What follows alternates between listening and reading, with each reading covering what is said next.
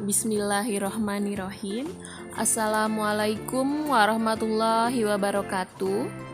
Prakarya kelas 8. Untuk hari ini kita akan memulai pelajaran yaitu bagian materi pengolahan. Pengolahan yang akan kita lakukan adalah pengolahan serealia, kacang-kacangan, dan umbi-umbian. Mari kita bahas satu persatu.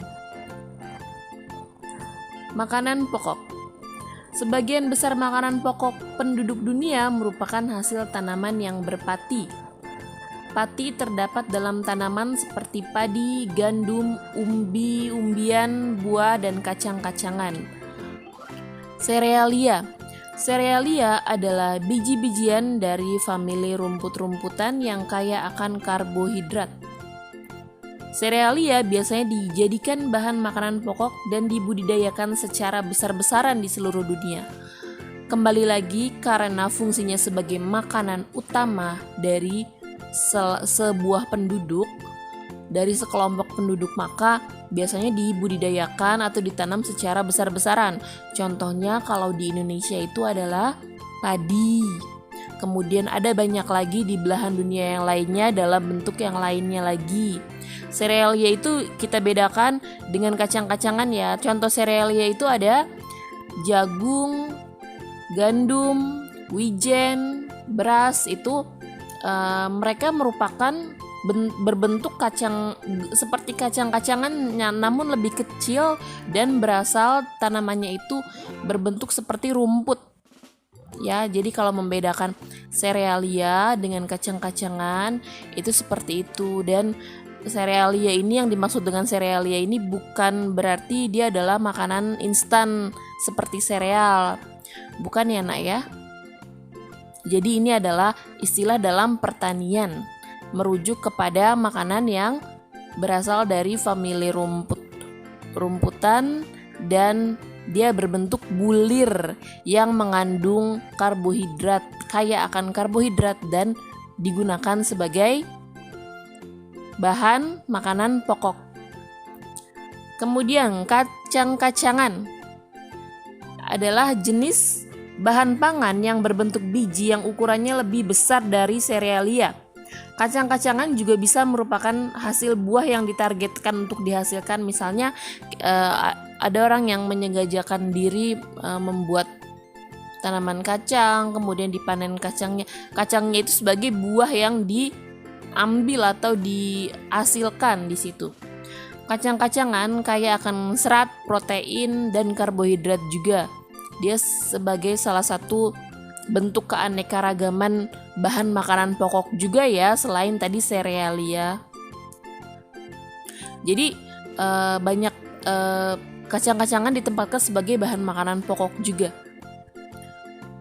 Ini contoh kacang-kacangan ada banyak. Ada kacang kedelai, kacang almond, kemudian kacang hijau, dan sebagainya. Umbi-umbian. Tanaman umbi-umbian merupakan bagian dari organ tumbuhan, bisa dari akar, contohnya wortel, lobak, dan sebagainya. Kemudian batang, seperti misalnya sagu ya.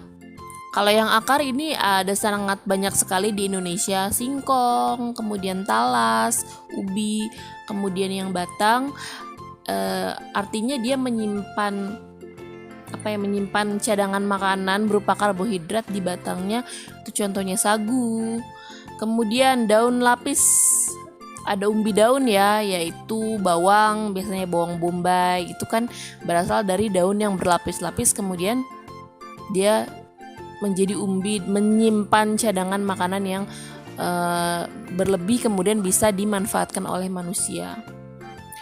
Jadi dia adalah bagian dari organ tumbuhan, hasil modifikasi organ lain yang berfungsi sebagai tempat penyimpanan cadangan makanan.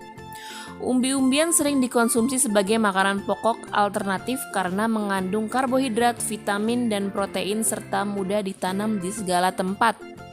Ini kembali lagi kepada keanekaragaman bahan pangan ya. Jadi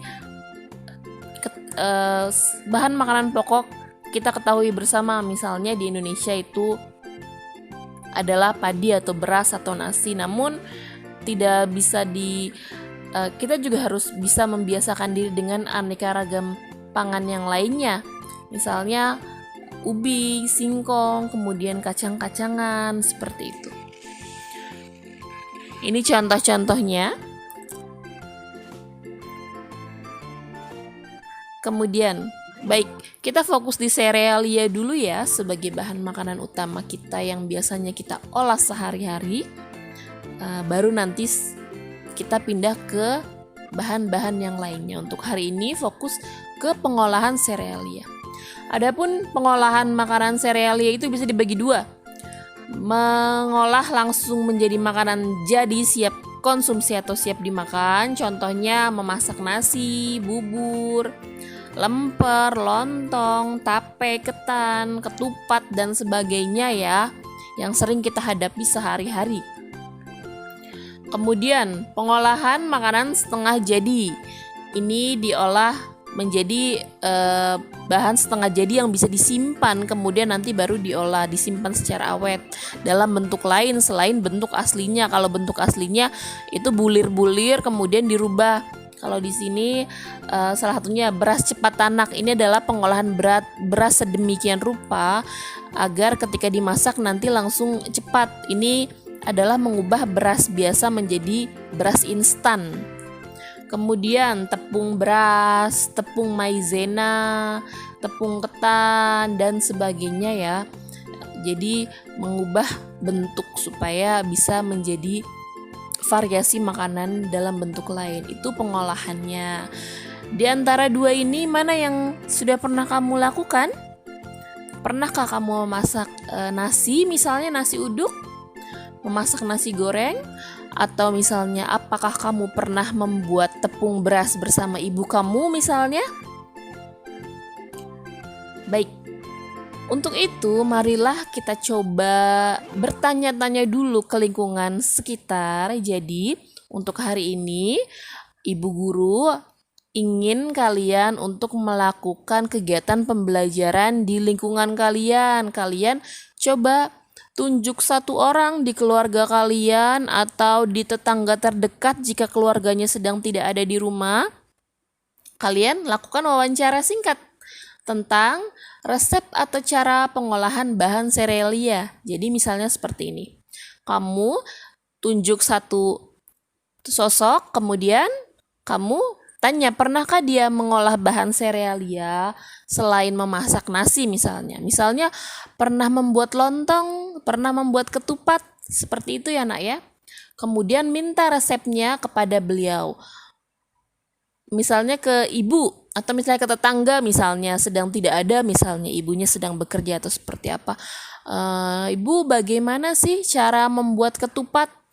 Itu ya, kamu minta resepnya ke dia. Oh, caranya bahannya itu adalah beras, air, dan sebagainya.